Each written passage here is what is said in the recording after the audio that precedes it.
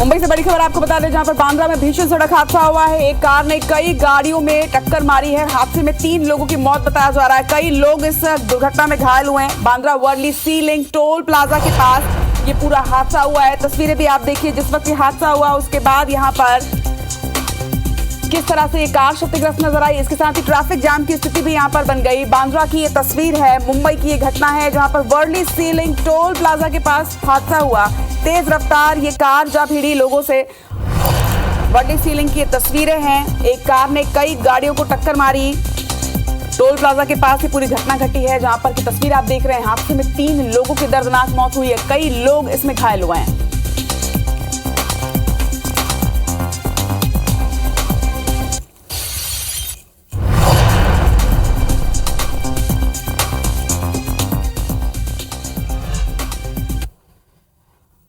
और इस big breaking के बाद आप रुक करते हैं हेडलाइंस की ओर।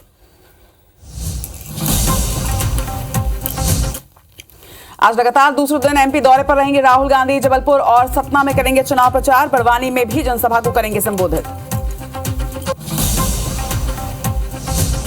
सीएम शिवराज सिंह के ताबड़तोड़ चुनावी दौरे। आज 4 जिलों में जनसभाओं को करेंगे संबोधित। मंडला, बालाघाट, जबलपुर और अनूपपुर में भरेंगे हुंकार। सीएम भूपेश बघेल का धुआंधार प्रचार। आज 6 सभाओं को करेंगे संबोधित। रायपुर, भाटापारा और बलौदाबाजार में करेंगे जनसभाएं।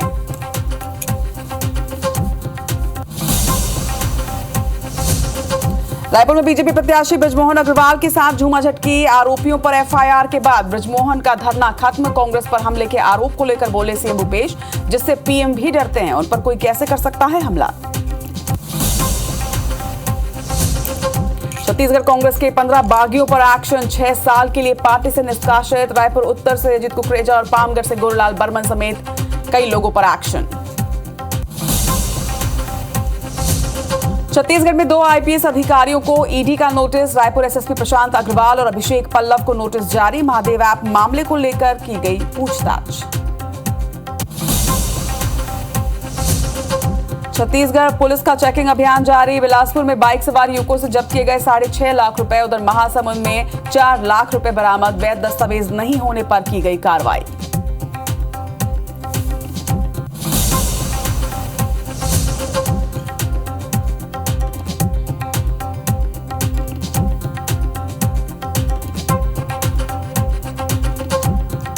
मुंबई के बांद्रा में तेज रफ्तार कार का कहर। 6 गाड़ियों से टकराई कार। हादसे में 3 लोगों की मौत, 6 लोग हुए घायल।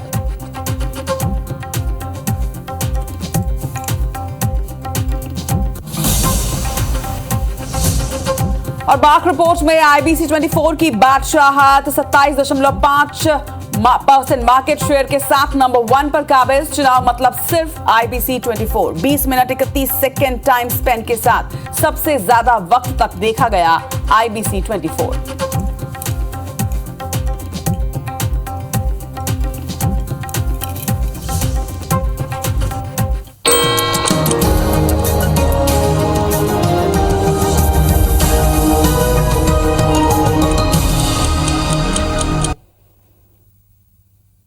और अब शुरुआत करते हैं 7 की बड़ी बात की। सबसे पहले आईबीसी 24 के तमाम दर्शकों को आज धनतेरस की शुभकामनाएं। हेडलाइंस के बाद सुबह 7 बजे की 7 बड़ी खबरों पर एक नजर। आज भारत और अमेरिका के बीच 2+2 डायलॉग। दूसरी बड़ी खबर सुप्रीम कोर्ट से जुड़ी हुई। सुप्रीम कोर्ट दिल्ली एनसीआर में प्रदूषण के खिलाफ याचिका पर आज सुनवाई करने जा रहा है। वही तीसरी खबर हादसे से जुड़ी हुई, जहां बांद्रा में तेज रफ्तार गाड़ियां टकराई हैं। 3 लोगों की इस दुर्घटना में मौत हुई है, तो वहीं 6 लोग घायल हुए हैं। चौथी बड़ी खबर रूस से सस्ता तेल खरीदकर भारत ने 22,490 करोड़ रुपए बचाए हैं। तो वही 5वीं खबर लेबनान से एक बार फिर से इजराइल पर मिसाइल से हमला किया गया है। 6वीं खबर श्रीलंका से, जहां श्रीलंका को हराकर न्यूजीलैंड सेमीफाइनल के करीब पहुंच गया। वही 7वीं खबर भी स्पोर्ट्स जगत से ही। वर्ल्ड कप में दक्षिण अफ्रीका और अफगानिस्तान के बीच आज मुकाबला खेला जाएगा। और अब उस खबर के साथ की बड़ी बात की शुरुआत कर रहे हैं, जिस खबर ने कल देर रात तक के सियासी गलियारों में खूब चर्चा बटोरा है। रायपुर दक्षिण से भाजपा प्रत्याशी बृजमोहन अग्रवाल के साथ झूमाझटकी हुई है। आपको बता दें कि बृजमोहन अग्रवाल के अनुसार चुनाव प्रचार के दौरान कुछ युवकों ने उन पर हमला करने की कोशिश की। इसके बाद बृजमोहन अग्रवाल समर्थकों के साथ कोतवाली थाना पहुंचे। यहां पर थाने के बाहर कार्यकर्ताओं ने घेराव कर जमकर नारेबाजी की है। आपको बता दें कि भाजपा नेताओं ने हमला करने वालों को तुरंत गिरफ्तार करने की मांग की। जो तस्वीर आप देख रहे हैं ये उसी वक्त की है जब प्रचार कर रहे थे वो, और प्रचार के दौरान किस तरह से कुछ युवकों ने उन पर हमला कर दिया, ये तस्वीर आप देखिए। भाजपा नेताओं ने कानून व्यवस्था पर सवाल उठाते हुए कांग्रेस सरकार को भी आड़े हाथों लिया। इस पर सीएम भूपेश बघेल ने कहा कि जिससे प्रधानमंत्री नरेंद्र मोदी भी डरते हैं उन पर आखिर कोई कैसे हमला कर सकता है। तो ये तस्वीर आप देखिए, ये खबर कल देर रात तक के सियासी गलियारों में इस हमले की, इस खबर की चर्चा चलती रही। एक तरफ जहां ये वीडियो तेजी से सोशल मीडिया पर वायरल होता रहा तो वहीं दूसरी तरफ बृजमोहन अग्रवाल के समर्थकों ने थाने का घेराव किया, तत्काल गिरफ्तारी की मांग की। कांग्रेस पर आरोप लगाया गया कि कुछ लोगों ने उन पर हमला किया है। तो वहीं सीएम भूपेश बघेल ने पलटवार करते हुए ये बयान दिया कि जिनसे खुद प्रधानमंत्री नरेंद्र मोदी डरते हैं उन पर आखिर कोई हमला कैसे कर सकता है।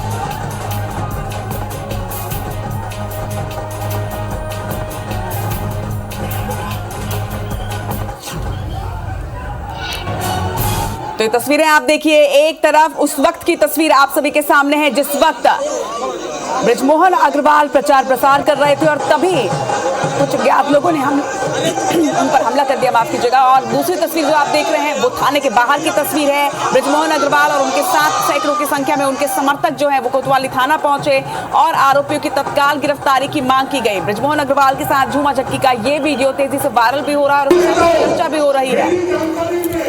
रायपुर में पूरे देश भर से 500 से ज्यादा गुंडे कांग्रेस पार्टी ने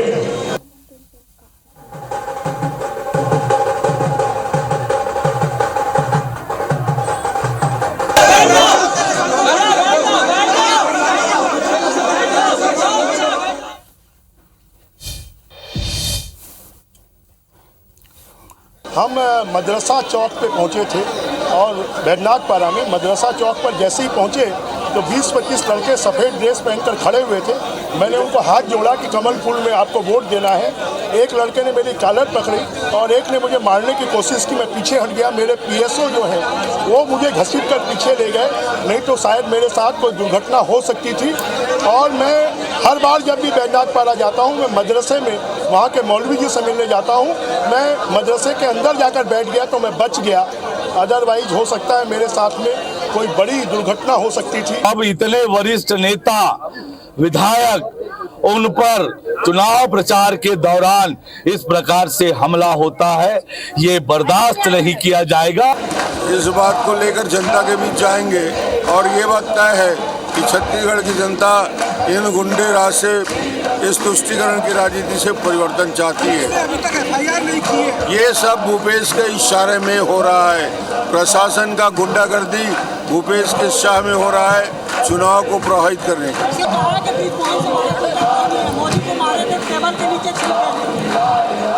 अब जिस प्रकार की बयानबाजी मुख्यमंत्री के नाते भूपेश बघेल कर रहा है ये तो और शर्मनाक है। बृजमोहन अग्रवाल पे कोई हमला कर सकता है भाई, जिससे उस समय याद करो 2000 में नरेंद्र मोदी जी पर्यवेक्षक के रूप में आए थे और बृजमोहन अग्रवाल एकात्म परिसर में जो गुंडागर्दी किए तो नरेंद्र मोदी जी को टेबल में घुस के छुपना पड़ा था। उसे बृजमोहन अग्रवाल को कौन गुंडागर्दी करेगा? उसे जो भाजपा के प्रत्याशी हैं दक्षिण से, वो अपने प्रचार में निकले हुए थे। उस दौरान उनके साथ धक्का मुक्की हुई है। उन्होंने एप्लीकेशन दिया है, उनके प्रतिनिधि के द्वारा एप्लीकेशन दिया गया है, उसमें कार्रवाई, वैधानिक कार्रवाई जो भी है वो की जाएगी। अभी तक कोई नामजद हुई शिकायत हुई है, क्या हुआ है? नामजद शिकायत नहीं हुई है। इसमें फुटेज चेक किया जा रहा है, फुटेज में जो भी तथ्य आएंगे उसके आधार पर कार्रवाई होगी। तो एक तरफ बृजमोहन अग्रवाल पर हमला और दूसरी तरफ बीजेपी ने सरकार पर ये आरोप लगाया है कि उनके इशारे पर ये तमाम चीजें हो रही हैं। इस खबर पर अपडेट्स भी लगातार आप तक पहुंचाते रहेंगे। इस वक्त रुक कर रहे हैं मध्य प्रदेश का। आज मध्य प्रदेश के दौरे पर बीजेपी के कई दिग्गज रहने वाले हैं। आपको बता दें कि निर्मला सीतारमण, नरेंद्र सिंह तोमर आज चुनावी प्रचार की कमान संभालने वाले हैं। इसी तरह से महाराष्ट्र के डिप्टी सीएम देवेंद्र फडणवीस भी पहुंचेंगे। सीएम शिवराज सिंह चौहान के साथ ही प्रदेश अध्यक्ष वी.डी. शर्मा आज कई जगहों में सभा को संबोधित करने वाले हैं। एक तरफ जहां निर्मला सीतारमण इंदौर में प्रेस कॉन्फ्रेंस करने वाले वाली हैं, तो वहीं कैलाश विजयवर्गीय आगर और शाहजहांपुर में आज प्रचार करेंगे। सीएम शिवराज सिंह चौहान 4 जिलों में आज चुनावी हुंकार भरने वाले हैं, तो दूसरी तरफ केंद्रीय मंत्री ज्योतिरादित्य सिंधिया भी आज चुनावी रण में उतरेंगे और कटनी, सतना, सागर और रायसेन में प्रचार करेंगे। इसी तरह से केंद्रीय मंत्री प्रहलाद पटेल विदिशा, रायसेन, नरसिंहपुर में प्रचार का कमान संभालेंगे। तो दूसरी तरफ उत्तर प्रदेश के उप मुख्यमंत्री केशव प्रसाद मौर्य भी आज मध्य प्रदेश के रण में होने वाले हैं और कई जगहों में प्रचार की कमान वो संभालेंगे। टीकमगढ़ में वो चुनावी प्रचार करेंगे। तो दूसरी तरफ केंद्रीय मंत्री प्रहलाद पटेल विदिशा, रायसेन और नरसिंहपुर में आज चुनावी हुंकार भरने वाले हैं। तो बीजेपी के तमाम दिग्गज जो हैं वो आज मध्य प्रदेश के रण में रहने वाले हैं। ये वो तमाम चेहरे, ये वो तमाम नाम जो आज चुनावी प्रचार करेंगे, चुनावी हुंकार भरेंगे। और अब 17 तारीख को ज्यादा दिन नहीं है और उसके पहले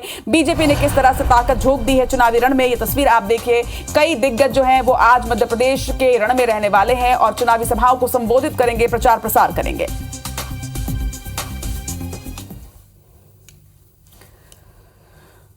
और अगर बात करें छत्तीसगढ़ की, तो आज सीएम भूपेश बघेल 6 सभाओं को संबोधित करने वाले हैं। रायपुर उत्तर, पश्चिम में आज उनकी सभा होनी है। इसी तरह से भाटापारा और बलौदाबाजार में भी चुनावी सभा को सीएम भूपेश बघेल संबोधित करेंगे। कसडोल और बिलाईकर में भी वो प्रत्याशी के पक्ष में प्रचार करने के लिए पहुंचेंगे, चुनावी सभा को संबोधित करेंगे। तो आज अलग अलग जगहों में उनकी सभा होनी है। अगर आंकड़ों की बात करें तो 6 अलग अलग सभाओं को आज सीएम भूपेश बघेल संबोधित करेंगे, जिसमें रायपुर के साथ साथ भाटापारा, बलौदाबाजार, कसडोल, बिलाईगढ़, ये तमाम वो जगहें हैं जहां पर आज भूपेश बघेल की सभाएं होनी है। कांग्रेस प्रत्याशियों के पक्ष में वो प्रचार प्रसार करेंगे, वोट की अपील करेंगे, चुनावी सभाओं को संबोधित करेंगे।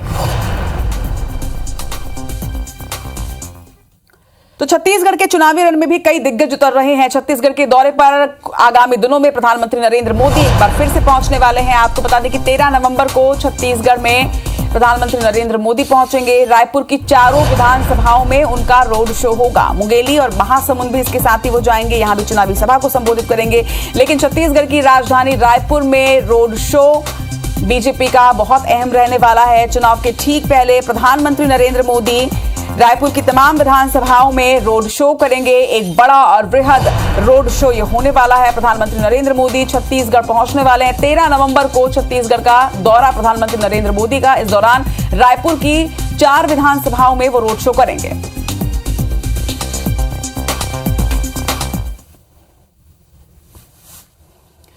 इधर केंद्रीय गृह मंत्री अमित शाह गुरुवार को छत्तीसगढ़ के दौरे पर रहे। रायपुर में दूसरे चरण के लिए होने वाले मतदान के लिए रणनीति उन्होंने बनाई और उसके बाद वो जशपुर के बगीचा पहुंचे और कांग्रेस सरकार पर उन्होंने जमकर वार किया।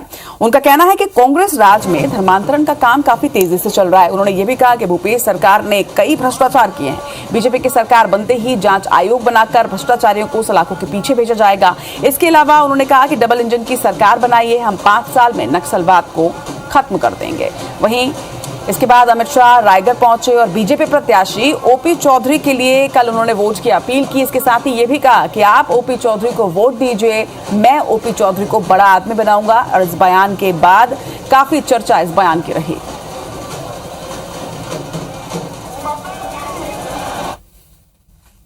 कांग्रेस सरकार 70 साल से राम जन्मभूमि को अटका रही थी, भटका रही थी, लटका रही। नरेंद्र मोदी जी प्रधानमंत्री बने, उन्होंने राम मंदिर का भूमि पूजन भी किया और 22 जनवरी 2024 को राम जन्मभूमि का प्राण प्रतिष्ठा भी करने वाले।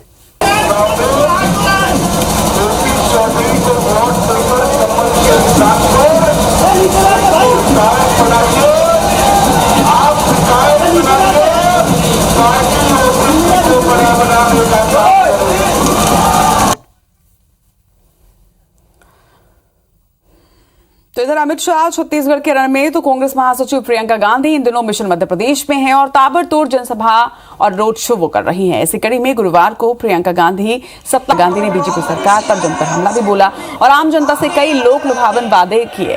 प्रियंका गांधी ने कहा कि चुनाव के ठीक पहले भाजपा को लाडली बहनाओं की याद आई है। उन्होंने ये भी कहा कि कांग्रेस पार्टी अगर सत्ता में आई तो कर्मचारियों की पुरानी पेंशन लागू की जाएगी। वहीं रीवा के एसएएफ मैदान पहुंचे प्रियंका गांधी ने गांधी परिवार से रीवा के रिश्तों का जिक्र भी किया और कांग्रेस के वचन पत्र को दोहराया।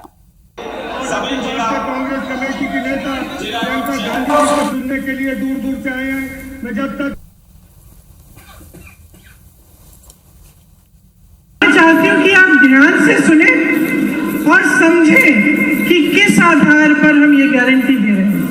हम ये घोषणाएं जो है जब कांग्रेस पार्टी कर रही है तो इनमें और जो भाजपा की घोषणाएं हैं, क्योंकि भाजपा ने यहाँ पे 22,000 घोषणाएं की हैं, 22,000 उन्होंने घोषणाएं की, और मैं पूछना चाहती हूँ कि अगर आपकी जानकारी में 22 भी पूरी की हो तो आप बता दीजिए। चुनाव के 2 महीने पहले आप घोषणा कर रहे हो, 18 सालों से आप अपना सरकार चला रहे हो, तो आपने ये घोषणा पहले क्यों नहीं की? आज मैं हर सभा में जाती हूँ, मेरे से पहले इंदिरा गांधी अमर रहे का नारा गूंजता है। क्यों? आपके मन में उनके लिए इसलिए श्रद्धा है क्योंकि उन्होंने सिर्फ काम करके नहीं दिखाया, उन्होंने इस देश के लिए, आपके लिए, इस धरती के लिए अपनी जान दे दी। ये होता है नेता और जनता के बीच का रिश्ता। तो मध्य प्रदेश और छत्तीसगढ़ में दिग्गजों का दौरा लगातार जारी है, जिससे जुड़ी अपडेट्स भी आप तक पहुंचाते रहेंगे। लेकिन इस चुनाव में बागियों ने, चाहे बीजेपी हो या कांग्रेस, उनकी चिंताओं को जरूर बढ़ाया है। छत्तीसगढ़ से आपको बड़ी खबर बता रहे हैं, जहां पर कांग्रेस ने बागियों पर बड़ा एक्शन लिया है। पार्टी ने 15 लोगों को निष्कासित कर दिया है। लोरमी से सागर बैच, पामगढ़ से गुरुलाल बर्मन निष्कासित कर दिए गए हैं, तो वहीं सरायपाली से किस्मत लाल नंद, बिल्हा से गुड्डू महाराज निष्कासित हुए हैं। इसी तरह से रायपुर उत्तर से अजीत कुकरेजा को निष्कासित कर दिया गया है। 6 साल के लिए बागी नेताओं को बाहर किया गया है। लेकिन ये नाम जो आप देख रहे हैं आपकी टीवी स्क्रीन पर, ये तमाम वो लोग हैं, ये तमाम वो नेता हैं जिन्होंने टिकट की दावेदारी की थी। टिकट नहीं मिलने के बाद नाराज इन लोगों ने पार्टी छोड़ दी थी, और पार्टी छोड़कर निर्दलीय चुनाव लड़ने का, तो किसी ने दूसरी पार्टी में शामिल होने का फैसला लिया था। और अब कांग्रेस ने एक्शन लेते हुए इन सभी नेताओं को 6 साल के लिए पार्टी से निष्कासित कर दिया है। राजधानी रायपुर से आपको बड़ी खबर बता दें, जहां पर 2 आईपीएस अधिकारियों को ईडी ने नोटिस जारी किया है। दरअसल ये पूरा मामला महादेव ऐप से जुड़ा हुआ है, और महादेव ऐप मामले को लेकर ये नोटिस ईडी ने जारी किया है, जिसमें रायपुर एसएसपी प्रशांत अग्रवाल को नोटिस जारी हुआ है। इसके साथ ही अभिषेक पल्लव को भी नोटिस ईडी ने जारी किया है। आपको बता दें कि आईपीएस अभिषेक पल्लव से कल देर रात पूछताछ भी जारी रही, तो 2 लोगों को नोटिस जारी किया गया है। रायपुर से बड़ी खबर आपको बता रहे हैं, 2 आईपीएस अधिकारी, जिसमें वो नाम शामिल हैं जिन्हें आप भी जानते होंगे, प्रशांत अग्रवाल और अभिषेक पल्लव। ये 2 ऑफिसर्स जिन्हें ईडी ने महादेव ऐप मामले को लेकर नोटिस जारी किया है। इसके साथ ही इनसे कई घंटे की पूछताछ भी की जा चुकी है।